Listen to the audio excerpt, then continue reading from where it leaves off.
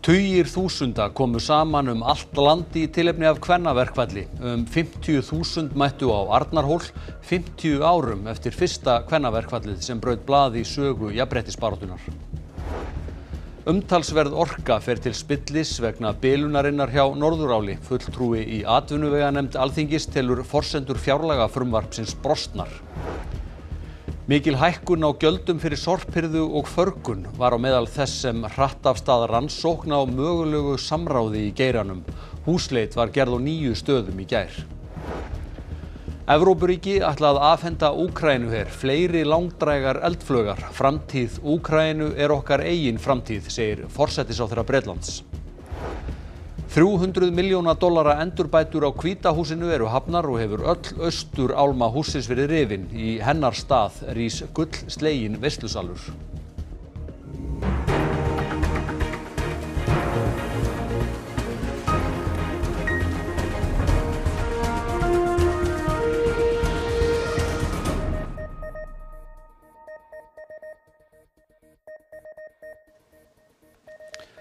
Gott kvöld. Þessi fréttatími því miður ekki með 888 textun vegna áhrifa kvennaverkfalls. Tugþúsundir kvenna lögðu niður störf í dag í kvennaverkfalli í tilefni af því að 50 ár eru liðin frá kvennafrídeginum. Þar segja margt hafa breyst en þó ekki nóg. Heyrðu, þurfum við endalaust að halda áfram að berjast. Þetta orðið svolítið þreytandi, sko. Áhrifa kvennaverkfallsins gætti víða strax frá því í morgun, enda verkfallið boðað allt land. Leikskólar voru flestir lokaðir í stærstu sveitarfélögum, annaðhvort allan daginn eða frá hádegi. Skipuleggjendur segja verkfallið heiðra konurnar sem ruddu brautina. Eins og í dag þá eru konur komnar út á vinnumarkaðinn en þær bera ennþá megin ábyrgðina á heimili og börnum þó að þeir séu í fullu starfi. Og svo ennþá launamisréttur fyrir hendi og ofbeldi, það var ekki byrjað að tala um það fyrir 1980 en það hefur ekkert minnkað og jafnvel orðið grófara ef eitthvað Í Reykjavík hófst dagskráin með sögugöngu miðbæinn. Við erum hérna í Kvenfélagasambandi Íslands og við erum svona að minna á hvað konurnar hafa gert fyrir þjóðfélagið og svona forverar okkar sem í rauninni bökuðu betra þjóðfélag og það ætti eiginlega bara að vera búið að varpa brauðtertu á Landspítalann því að hann var byggður fyrir verk kvenna. Já, þetta inspírað af skilti sem var upphaflega á fundinum 75. Þannig ég teiknaði það bara upp á nýtt. En dagskráin takmarkaðist ekki við höfuðborgina. Á Akureyri safnaðist fólk saman á Ráðhústorginu.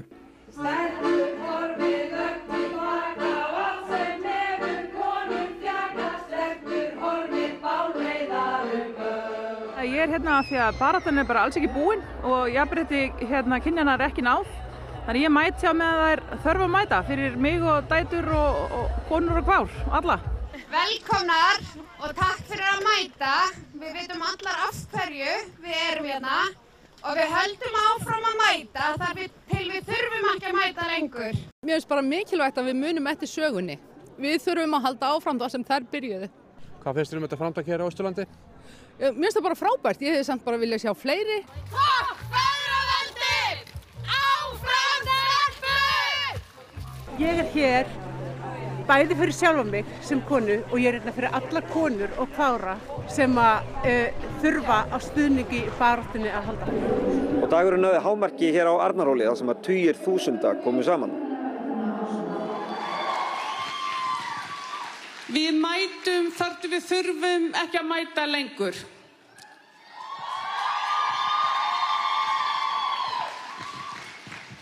Konur þorðu, vildu og gátu fyrir 50 árum. Við þorum, við viljum, við getum, áfram stelpur!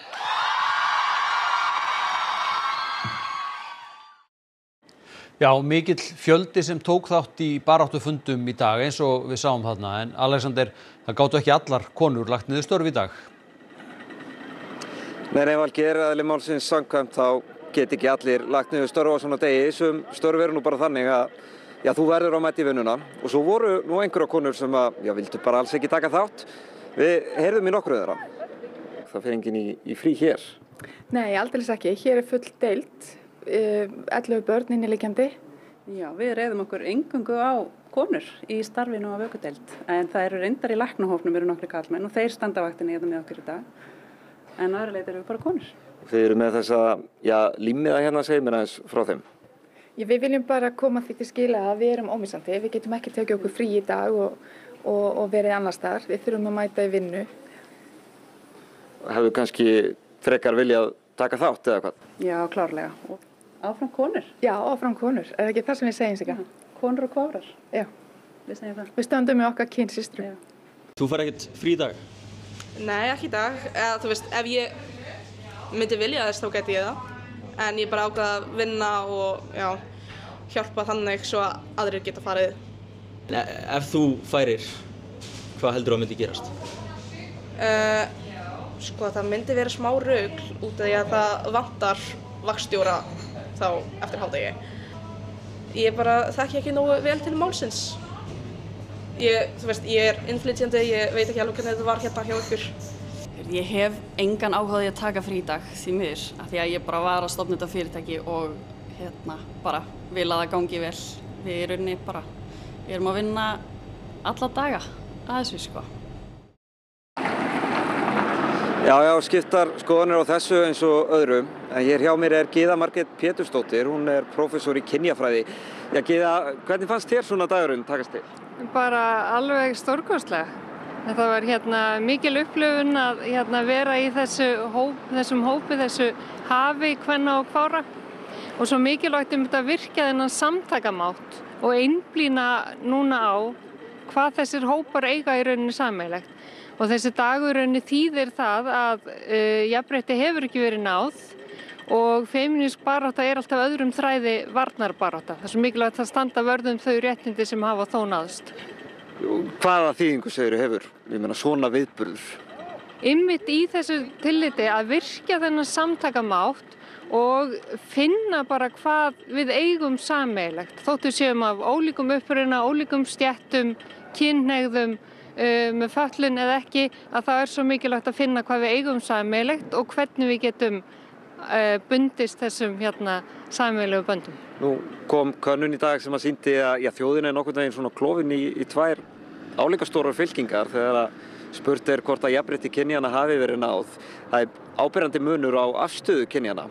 Hvernig svona leggur þú út af þessari könnun? Já, það endurspeglaðist bara hérna í dag. Konur finna misréttið á eigin skinni og þess vegna fylgjast þær niður í bæ á þessum degi og bæði til þess að horfa aftur og minnast þeirra kvenna og kvára sem hafa háð þessa baráttu fyrir okkar hönd og eins til að horfa fram á veginn og minna okkur á hvað er mikilvægt að berjast áfram.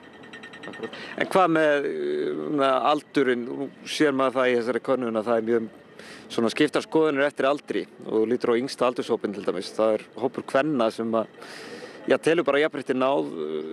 Hvað skýrir þennan kynslóðamun? Já, það er kannski tvennt sem má nefna. Það hefur verið svona nokkuð áberandi orðræða að aukin réttindi kvenna og hinsegin fólks sé þá á kostnað karla og þar sjáum við kannski hvernig endurspeglast þessi munur á viðhorfum karla og svo varðandi konurnar, það var oft talað að með tilkomu fjölskyldu og barna að þá færi konur virkilega upplöfu misrétti á eigin skinni, þannig að það getur skýrt líka munum þar. Komumst síst ekki lengra hér, látum þessu loki hérna úr miðbæ Reykjavíkur. Já, takk fyrir þetta Alexander og þá látum við loki fjöllum kvennaverkfall. 16% af heildar raforkuframleiðslu landsins nýtist ekki vegna bilunar hjá Norðuráli. Óvíst er hvort fyrirtækið þurfi að greiða fyrir orku sem það nýtir ekki. Norðurál er eitt stærsti kaupandi raforku á Íslandi. Það kaupir orku frá 3 fyrirtækjum, þar af 40% frá Landsvirkjun sem dró úr afhendingu leið og bilunin kom upp. Óvíst er hvort Norðurál þurfi að greiða fyrir raforkuna sem það nýtir ekki. Það fer alveg eftir í hvernig aðdragandi truflunin er, hvort það falli undir svokallega óviðráðanlegar orsakar, svokallega force majeure og það verður skoðað og ef það fellur undir force majeure sem hefur ekkert verið byrjað að skoða þá fellur greiðsluskyldan niður. Við erum hins vegar með tryggingar sjálf fyrir þessu að ef það komi upp svona force majeure atvik hjá okkur eða okkar viðskiptavinum að þá erum við tryggð fyrir þeim. Í fullum afköstum notar Norðurál 550 megavött. Við bilununa duttu 2/3 framleiðslunar út sem þýðir að yfir 360 megavött liggja óbætt hjá garði. Það 16% af heildarraforkuframleiðslu á Íslandi. Er ykkur hætt á því að orka fari hreinlega til spillis? Já, hún mun örugglega gera það. Það nokkuð ljóst held ég að það verður mjög erfitt að fá aðeins að koma inn svona fljótt og líka þetta stuttu tími vonandi. En það alveg ljóst að það mun umtalsverð orka fara til spillis. Hörður segir ekki hægt að áætla hversu mikil orka fari í súginn. Hann býst þó ekki við að þetta atvik breyti samningsforsendum Landsvirkjunar við stóriðjuna til framtíðar. Þetta náttúrulega mjög óvanlegt og náttúrulega saga af stórinu í Íslandi hefur verið mjög farsæl. Þetta lang alvarlegasta bilun sem hefur komið upp. Almennt þetta mjög traustir viðskiptavinir. Þannig við gerum ekki ráð fyrir neinu breytingum og vonum bara þeim takist bara sem allra fyrst að takast á þetta flóknu verkefni. Fulltrúar orkufyrirtækja mættu á fund atvinnuveganefndar Alþingis í morgun vegna bilunarinnar. Þetta grafalvarleg staða og svo þetta það sem við þurfum að líta á hér í þinginu og þurfum að glögga okkur á staða á þjóðarbúið. Ég meina við erum að verða hér af 20 milljarða útflutningstekjum til hversu langs tíma ekki hægt að gera sig grein fyrir endanlega núna. Þetta klárlega að hafa mikið högg á þjóðarbúið og mun gjörbreyta hér öllum grundvelli af fjárlögum næsta árs. Og við þessu þarf þetta þingið að bregðast. Stutt frá lokun kísilversins á Bakka og Falls Play. Bilunin hjá Norðuráli bætir gráu ofan á svart. Á þessum tíma held ég að sé mikilvægast, langt mikilvægast fyrir okkur að horfa til þess hvernig við getum örva fjárfestingu annarra atvinnugreina í landinu. Og það gerum við ekki með þessum skattahækkunum sem hafa verið hér á sjávarútveg, fyrirhugaðar á ferðaþjónustu og eru þegar komnar á ferðaþjónustu að hluta. Þetta verðum við að endurskoða því að við þurfum að reyna að örva fjárfestingu í samfélaginu við þessar aðstæður hjá þeim sem að geta farið í fjárfestingar. Og meira þessu tengt því fjármálaráðherra telur ekki þörf á að breyta forsendum fjárlaga vegna stöðunar hjá Norðuráli. Áfram verði þó fylgst með þróun mála. Við gerum alltaf ráð fyrir því og það alltaf gert í forsendum fjárlaga að það séu einhverjir ófyrirséðir liðir og þeir eru í fjárlagafrumvarpinu fyrir árið 2026 þannig að nei, við þurfum ekki að gera það sérstaklega. Þannig að þetta kallar ekki á mikla breytingar? Ekki eins og staðan núna. Við fylgjumst auðvitað náið með stöðunni en eins og staðan núna þá gerir það ekki það.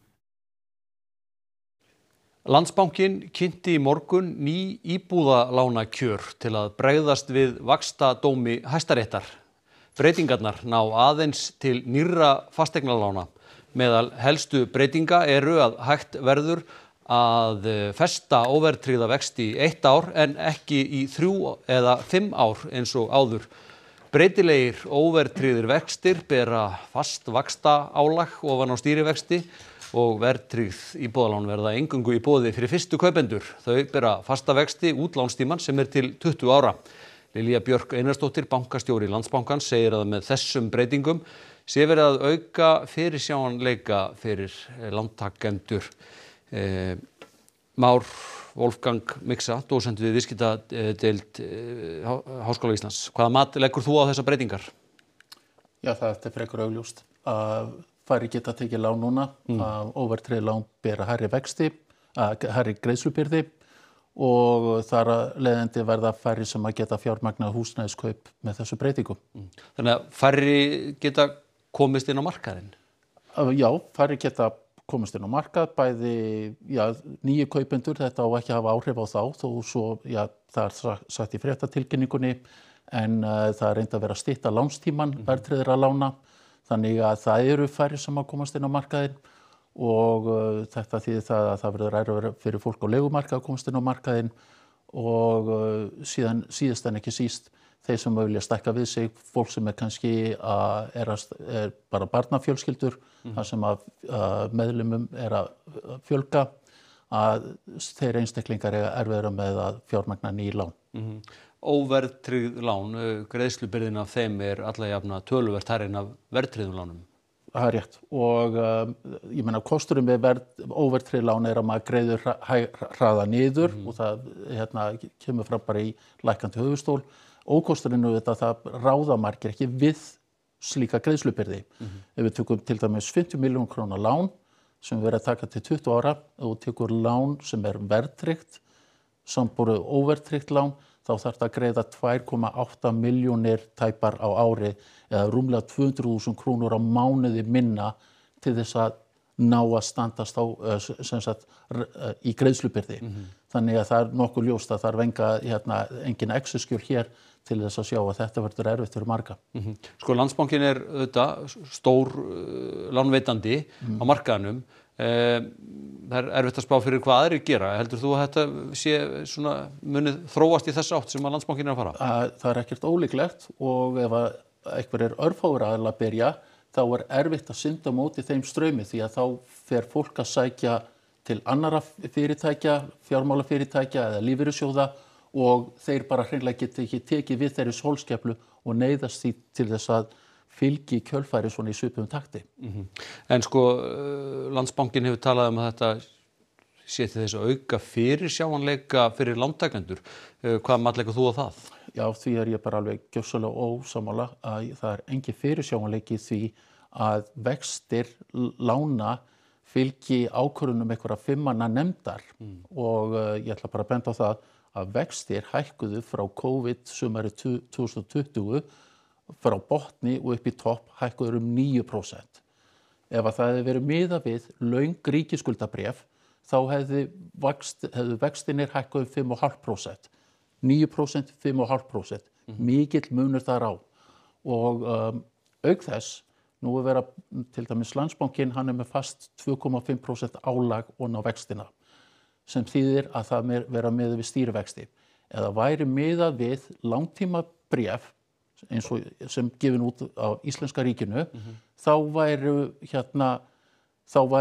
þau eru núna áskrifin á þeim er undir 6,5%, þá myndu vaxtastig óverðtryggðra lána á Íslandi lækka bara með þessu 1%. Þannig að ég bara skora á Alþingi að grípa sem fyrst í taumana og veita fjármálastofnunum rými, svigrúm til þess að miða við löng íslensk ríkisbréf í staðinn fyrir að miða við þessa óstýrilátu stýrivexti. Já, takk fyrir þetta, Már. Takk. Þá förum við yfir í önnur mál. Vestmannaeyjabær fylgist með lögreglurannsókn á meintum samkeppnislagabrotum sorpfyrirtækjanna Terra og Kups. Grunur samráð við útboð í sorphirðu. 30 starfsmenn héraðssaksóknara, lögreglu og samkeppniseftirlitsins réðust í húsleitir á 9 stöðum í gær á höfuðborgarsvæðinu og Ísafirði vegna rannsóknar á meintu samráði sorpfyrirtækjanna Terra og Kups. Hald var lagt á tölvur og önnur gögn og 6 handteknir en öllum sleppt af loknum yfirheyrslum. Mikil hækkun á sorphirðu og förgunargjöldum á undanförnum misserum var eitt af því sem hratt athuguninni af stað samkvæmt upplýsingum fréttastofu.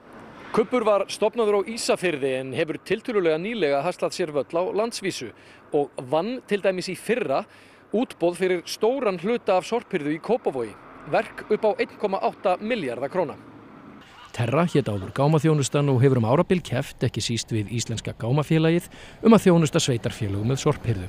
Rannsóknin snýr einkum að því hvort Kubbur og Terra hafi haft samráð þegar þau gerðu tilboð í þessa þjónustu við sveitarfélög og að þau hafi með samráði skipt mörkuðum með sér.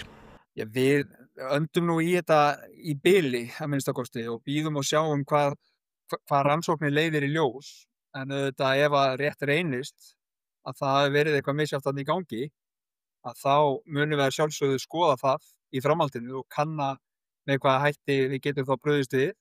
Samkvæmt upplýsingum fréttastofu er jafnframt til skoðunar þótt að sé alls ekki augljóst hvort félögin hafi stundað það að vinna útboð en uppfylla svo viljandi ekki skilyrði. Ef ljóst þótti að verkið félli þá í skaut hinu fyrirtækinu fyrir hærri upphæð. Í Vestmannaeyjum átti Kubbur til dæmis lægsta tilboðið fyrir ári en það var metið ógilt og í staðinn gengið að næst lægsta tilboðinu frá Terra upp á 242 milljónir. Það var kannski svona svolítið sérstakt að það yrði þannig en við mátum það bara þannig að í ljósi þess að eitt tilboðana var ógilt að þá tökum við bara því, þá höldum við bara áfram með þau tilboð sem eru í lagi og gerðum það. Vestmannaeyjabær hefur ekki viljað gefa upp hversu mikið lægra tilboð Kups var úr því að það var metið ógilt. Fréttastofu hefur ekki tekist að ná tali af forsvarsmönnum Terra og Kups í dag. Í tilkynningu frá Kubbi í morgun er ásökunum lögbrot hafnað og í tilkynningu Terra í gær sagði að málið kæmi á óvart. Það er alls ekki algengt að samkeppnislagabrot leiði til lögreglurannsóknar. Þekktustu dæmin eru líkast til samráð Bíkó og Húsasmiðjunar annars vegar og hins vegar Eimskips og Samskipa, en síðarnefnda málið fyrndist í meðförum héraðssaksóknara þótt samkeppniseftirlitið hefði lagt himinháar sektir á félögin. Evrópskir þjóðarleiðtogar ætla að afhenda Úkraínuher fleiri langdrægar eldflaugar til að nota í stríðinu við Rússa.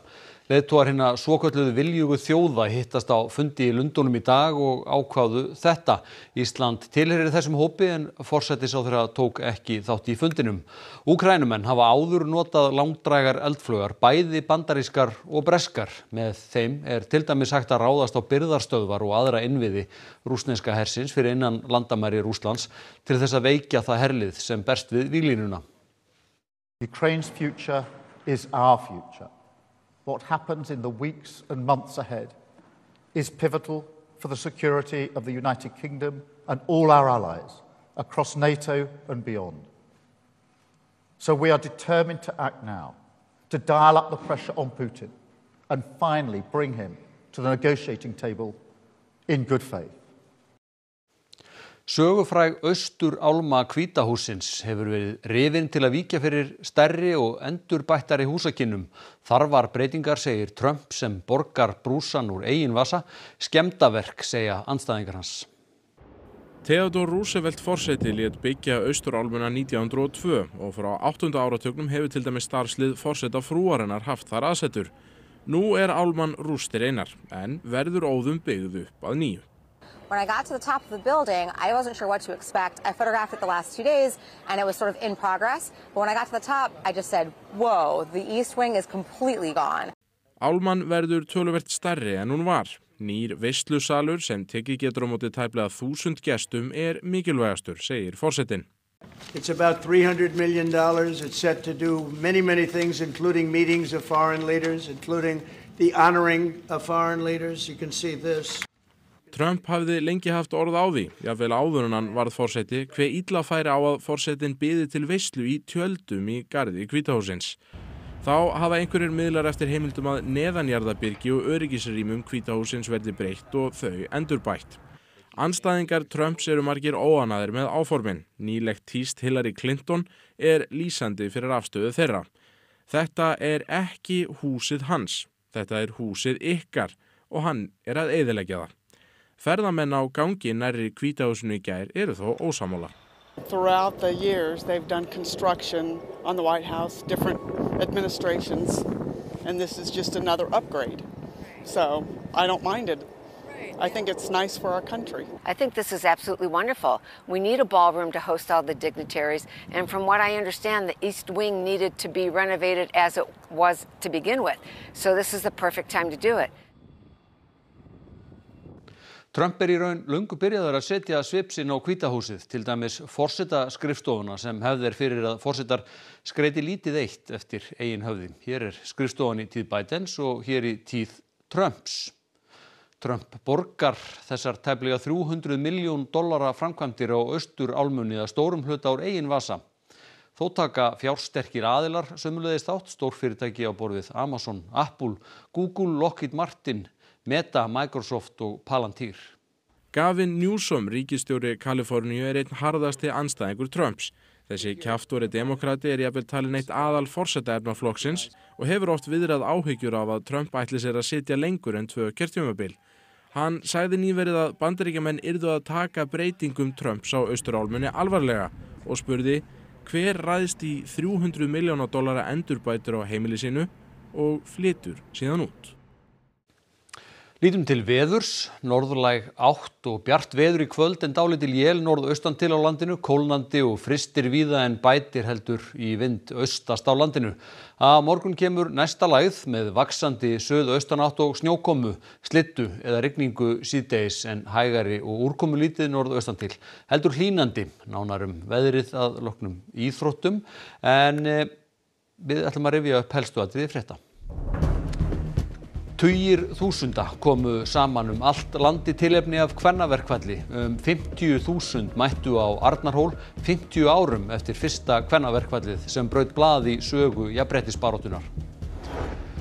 Umtalsverð orka fer til spillis vegna bilunarinnar hjá Norðuráli. Fulltrúi í atvinnuveganefnd Alþingis telur forsendur fjárlagafrumvarpsins brostnar.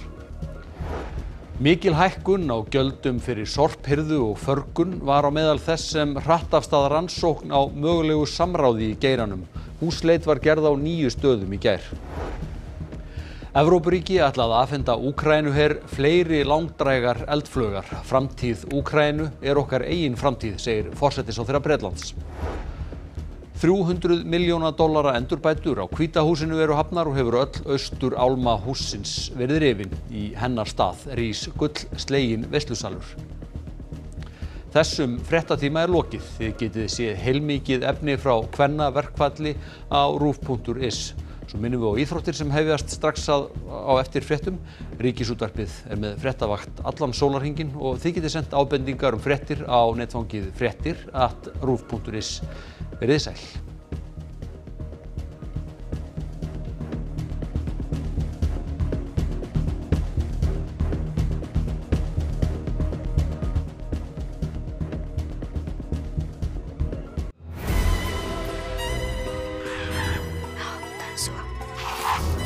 Þú veist hvers vegna þú ert hérna, eða ekki? Það hrekkjavakafólk, hvað að ykkur?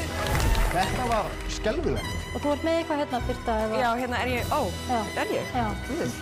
Í tilefni af hrekkjavöku verður úrval hrollvekjandi þátta og kvikmynda á dagskrá og í spilara RÚV þegar þú þorir. Get away from me!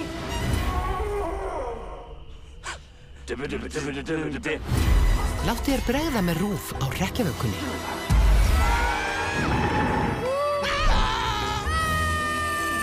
Varstu hræddur, herra Sítróna? Nei. Wow! Það virkar! Hrekkjavakan verður hræðileg á RÚV. Who's gonna have a game? Við trúum ég. Ég elska hrekkjavökuna. Ég líka. Nei, þetta bara ég. Á RÚV í kvöld. Það var ekki að kjósa mig af því ég kona.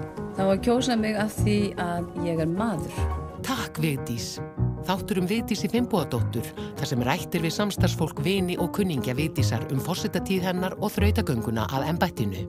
Hvað einkenndi íslensku konuna sem braut blað í heimssögunni og hvaða áskoranir fylgdu því að vera fyrsta konan?